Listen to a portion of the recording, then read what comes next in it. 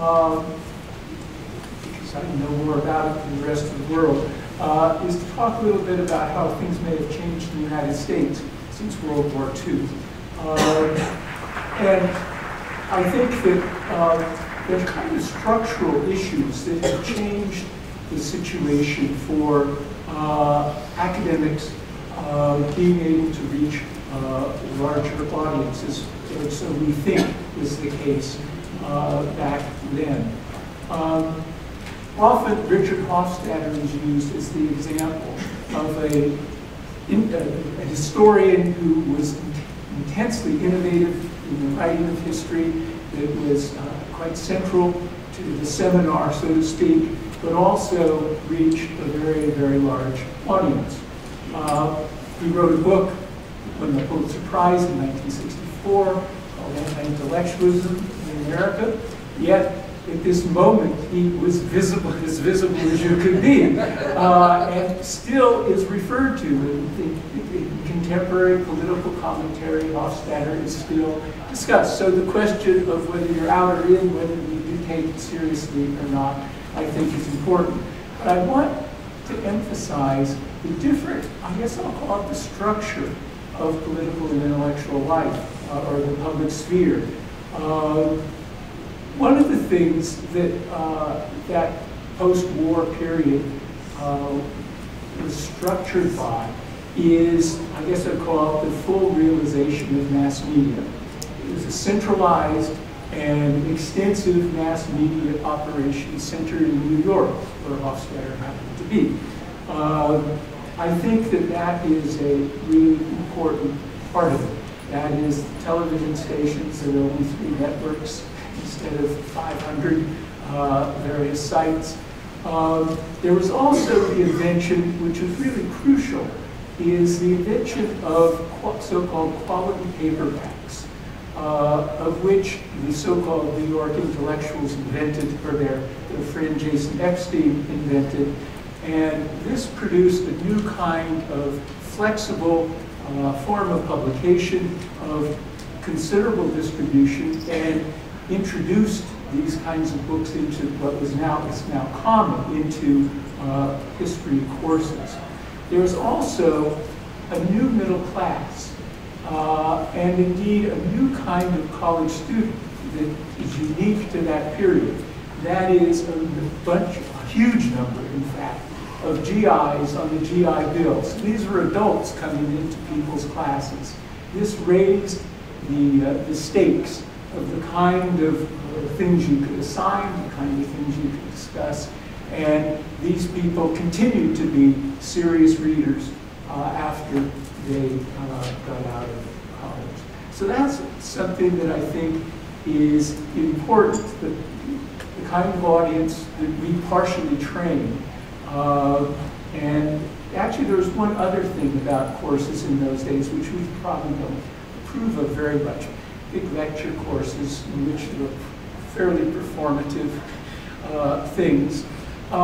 Those courses are, for the person who's teaching them, a form of learning how to reach a public with complex ideas. We do much less of that now, for good reasons, of much more analytic education of historians' methods and the like, but there has been a huge shift about that. Edmund Morgan once said the best preparation for writing for a general public is teaching undergraduate courses. And I think another point I want to make is teaching graduate courses is a form of disability in this.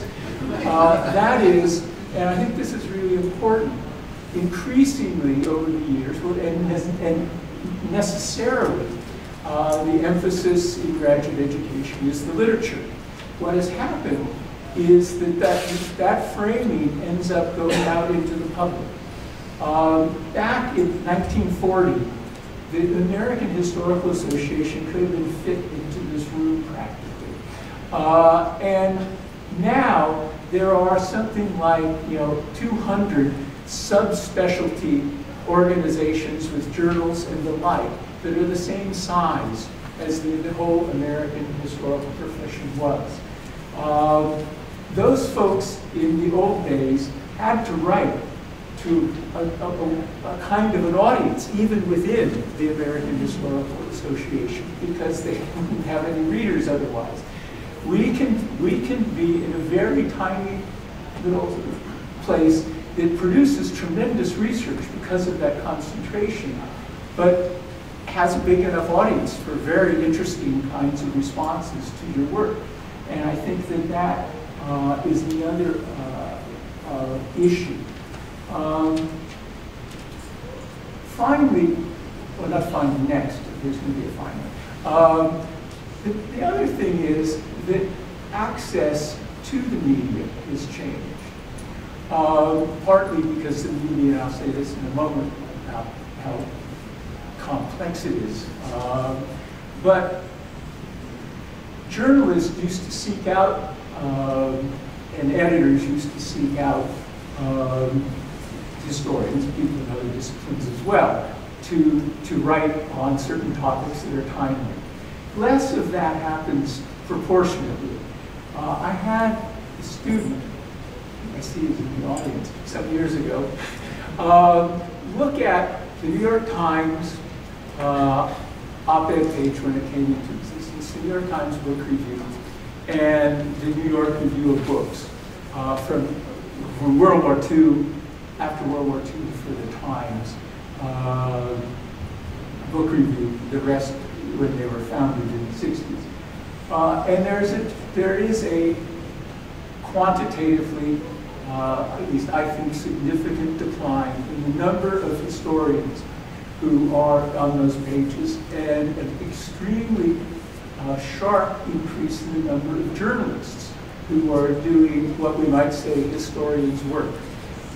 Journalists, we now have, and if you look at the book reviews of a lot of recent books, journalists are doing a really good job, and often some really good history, and they're not writing to the literature, they're using the literature and building very readable books that seem to have an impact. It's worse in other disciplines, though. Political science dropped out entirely in this little piece of research. And sociology, which was really big in the 50s, pretty much disappeared also. So if we are going downhill a little bit, it could be worse. In fact, some journalism schools, including Columbia, have actual programs in nonfiction writing. And the kinds, and some very good books have come out of that program.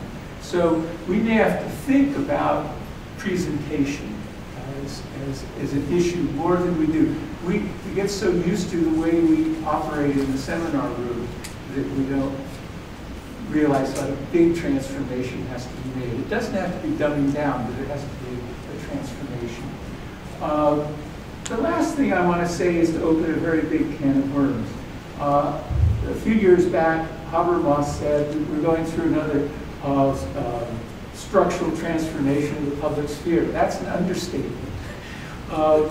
The volume and complexity and variant quality and highly specific audiences that now are increasingly shaping the public sphere to a degree that is hard to imagine and very hard to know at what stage we're at. But I think we're still only at the beginning stage of this kind of fracturing of the public sphere.